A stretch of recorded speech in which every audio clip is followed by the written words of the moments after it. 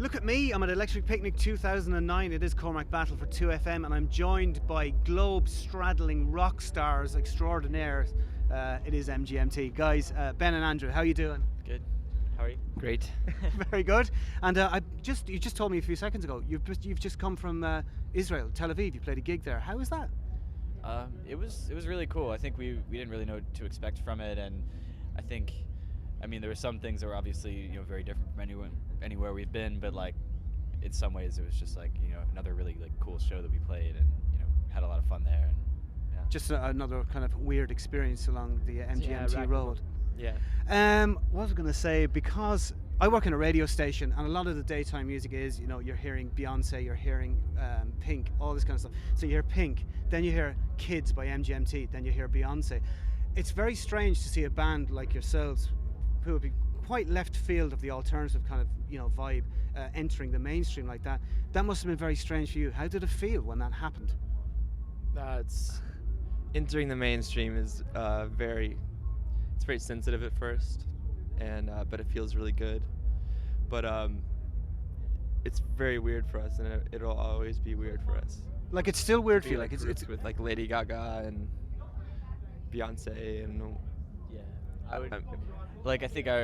think our general experience, like when we meet people who don't really know what to expect from meeting us, is like they kind of hang out with us for a little while, and then we start weirding them out, and then they're like, all right, I'm gonna go over here now, and like I feel like it's probably different from a lot of other mainstream artists when their fans encounter them. So you don't find it difficult? It's not kind of, God, what the hell are we doing here? Like, do you end up at parties, say, where people are very media savvy and stuff like this, and they're very out there and kind of like, yes, everybody, I'm here, I'm in the room, and clearly you guys don't do that kind of a thing. No. Or maybe you do, and maybe you do. No, we're not like we don't have that diva side to us. I don't think. We're more like staying in the hotel rooms and listening to really strange music.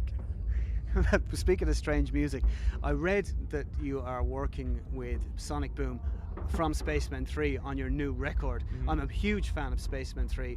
I have been. I told you I played Spacemen 3 tune at my Christmas talent show back when I was a kid and scared everybody. How did he get involved? The guy's a genius. He is. He's a mad scientist of sound. Well, we met him in London, and I don't know, we emailed him some demos. I keep doing this, it's kind of weird. Yeah, what's going on with that? I don't know. Am I very, very ugly? No. Thank you. You guys are both, you look great.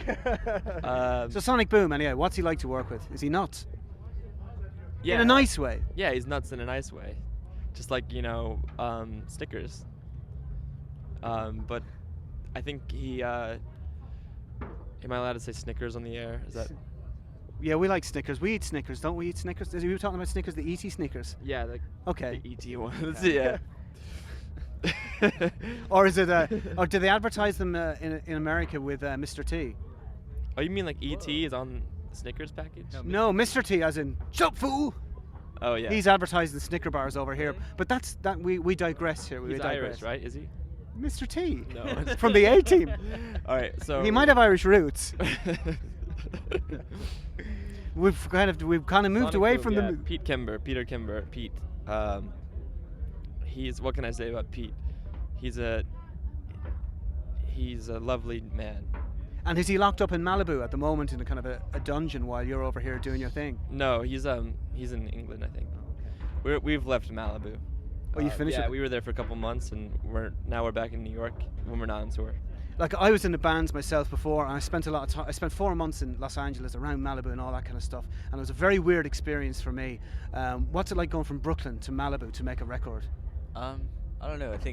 We enjoyed the atmosphere there. As far as it was warm and sunny all the time, and the beach was right next to us, and it was a really idyllic place to be recording compared to like being in New York in the middle of winter approaching springtime, which isn't really that nice.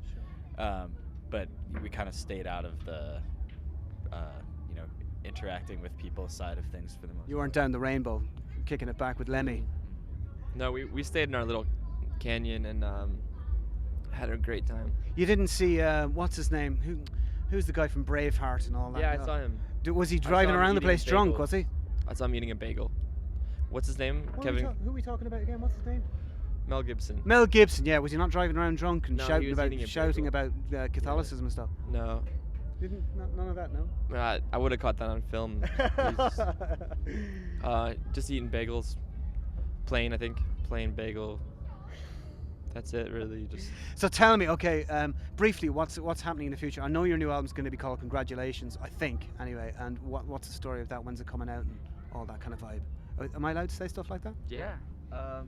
It's I don't know. We're still working on it. We're recording in Brooklyn now, or not now because we're here. But